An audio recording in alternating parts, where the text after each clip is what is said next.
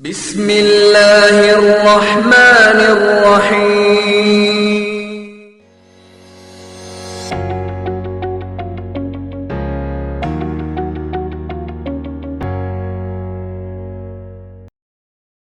Bismillahirrahmanirrahim.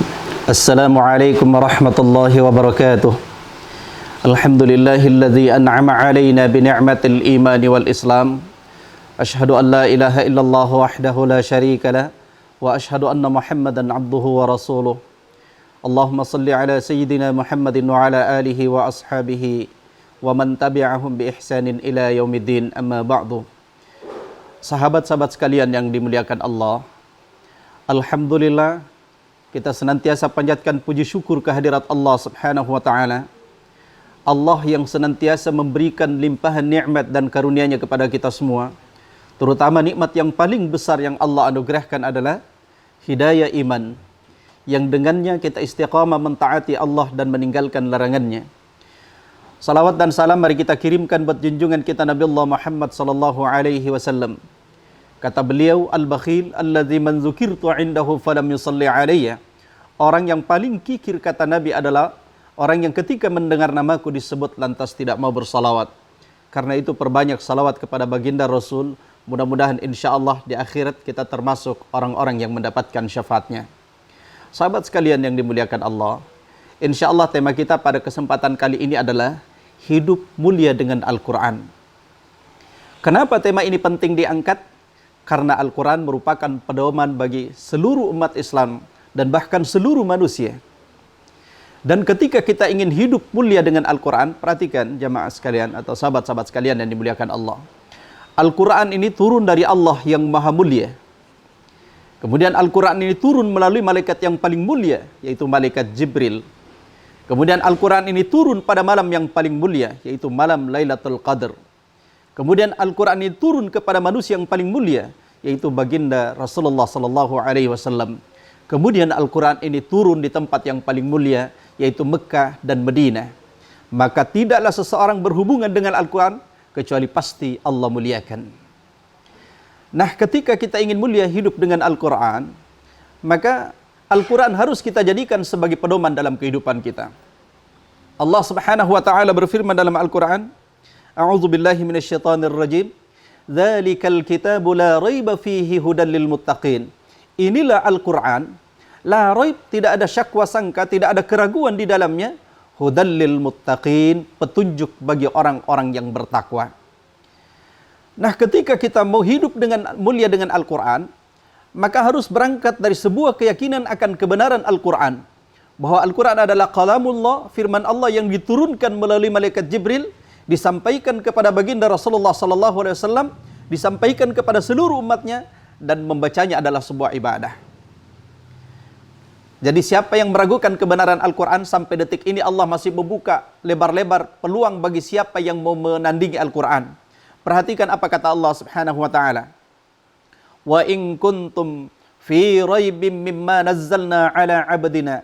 Jika kalian ragu terhadap apa yang kami turunkan kepada hamba kami Muhammad, apa kata Allah? Fa'tu bi suratin mim misli. Coba buat satu surah yang semisal dengannya.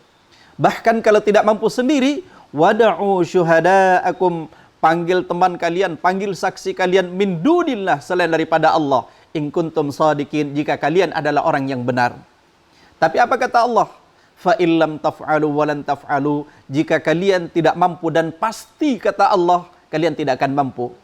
Fattaqun naral lati waquduhan nas wal hijarah, maka takutlah terhadap neraka yang bahan bakarnya adalah an-nas wal hijarah, manusia dan batu-batu. Uiddat lil kafirin, yang diperuntukkan bagi mereka orang-orang yang kafir. Sahabat sekalian yang dimuliakan Allah Subhanahu wa taala. Jadi itu yang pertama, kalau mau hidup mulia dengan Al-Quran, berangkat dari sebuah keyakinan terhadap kebenaran Al-Quran. Yang kedua, kita harus mempelajari Al-Quran. Rasulullah sallallahu alaihi wa ala alihi wasallam bersabda, khairukum man ta'allama al-Qur'ana wa 'allamahu. Sebaik-baik di antara kalian adalah yang mempelajari Al-Quran dan mengajarkannya. Jadi kita bisa meraih kemuliaan ini dengan belajar. Tidak ada istilah saya tidak tahu atau saya tidak mampu. Karena Rasulullah SAW memberikan motivasi kepada kita untuk mempelajari Al-Quran itu. Kemudian selanjutnya, baca Al-Quran. Perhatikan apa kata Rasulullah sallallahu alaihi wasallam, "Iqra'ul Qur'an fa innahu ya'ti yaumal qiyamati syafi'an li ashabi." Baca Quran karena dia akan datang di hari kiamat sebagai pembawa syafaat bagi orang-orang yang membacanya. Dalam hadis Rasul yang lain Rasulullah sallallahu alaihi wasallam bersabda, "Man qara'a harfan min kitabillah falahu hasanah wal hasanatu bi asyri amsalihha. La aqulu alif lam mim harfun walakin aqulu alif harfun wa lam harfun wa mim harfun." Kata Nabi sallallahu alaihi wasallam, bacalah Al-Qur'an karena siapa yang membaca Al-Quran, satu huruf dia mendapatkan satu kebaikan. Wal hasanatu bi asyri amsalihha, dan setiap kebaikan itu Allah lipat gandakan jadi 10. Dan perhatikan sahabat sekalian, la aqulu alif lam mim. Saya tidak mengatakan alif lam mim, kata Rasulullah, itu satu huruf. Walakin aqulu alif harfun, wa lam harfun, wa mimun harfun. Tapi saya mengatakan alifnya satu huruf, lamnya satu huruf, dan mimnya satu huruf. Coba bayangkan sahabat sekalian, berapa pahalanya hanya dengan membaca alif lam mim. Dan coba perhatikan berapa durasi waktu yang kita butuhkan hanya untuk membaca alif lam mim. Hanya beberapa detik. Jadi sahabat sekalian, ada hal yang perlu kita perhatikan. Ada amalan besar yang bisa mengantarkan kita ke surga. Tapi dia butuh waktu, dia butuh biaya, dan dia punya tempat yang khusus. Apa itu? Ibadah haji. Kata Rasulullah sallallahu alaihi wasallam, "Al-umratu ilal umrati kafaratun lima bainahuma wal hajjul mabrur laisa lahu jazaa'un illal jannah." Umrah yang satu dengan umrah yang lain adalah penebus dosa di antara keduanya, dan haji mabrur tidak ada balasannya kecuali surga. Tapi haji ini butuh biaya, butuh tempat, dan butuh waktu yang khusus.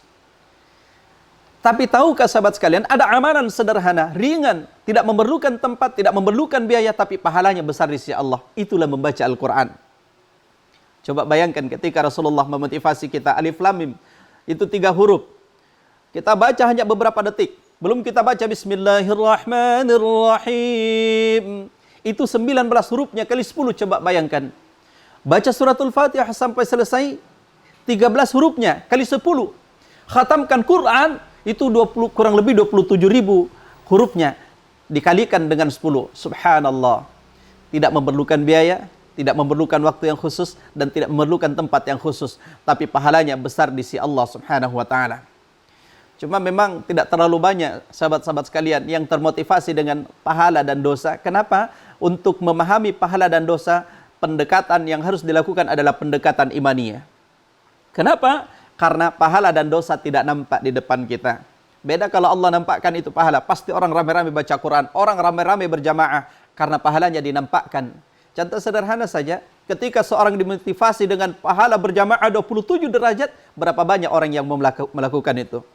Allah motivasi salat sunat 2 rakaat, khairum minad dunya wa ma fiha, lebih baik daripada dunia dan seluruh isinya. Berapa banyak orang yang mau?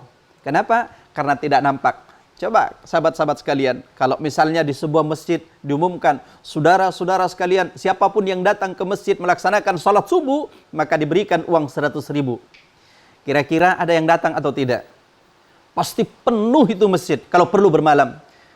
Kenapa? Karena ada yang nampak di depan mata kita. Nah, ketika Rasulullah SAW memberikan motivasi dengan bacaan Quran ini, Masya Allah, maka kita harus meyakini akan adanya pahala yang dijanjikan oleh Rasulullah SAW bagi siapapun yang mempelajari Al-Quran, yang memahami Al-Quran, kemudian mengamalkan dalam kehidupannya.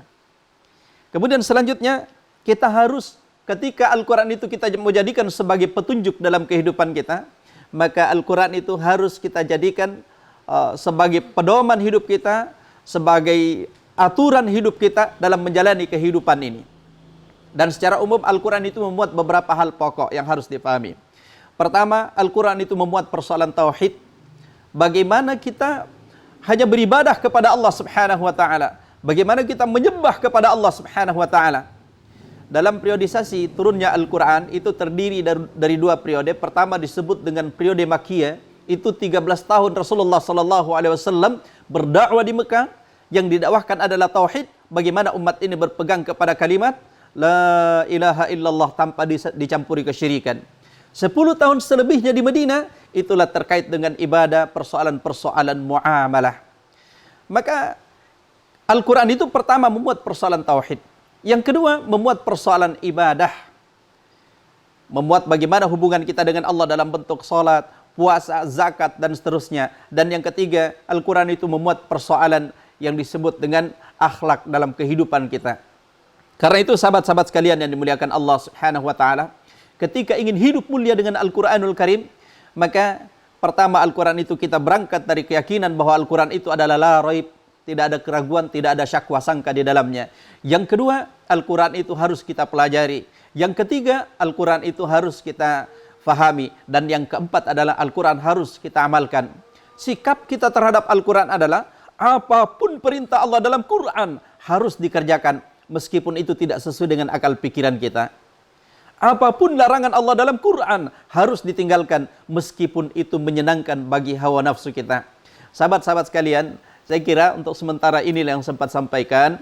Mudah-mudahan apa yang benar dari Allah, ambil itu sebagai pelajaran. Apa yang salah datangnya dari pribadi saya, sedikiranya dimaafkan. Mudah-mudahan insyaallah kita semua dalam kondisi sehat walafiat.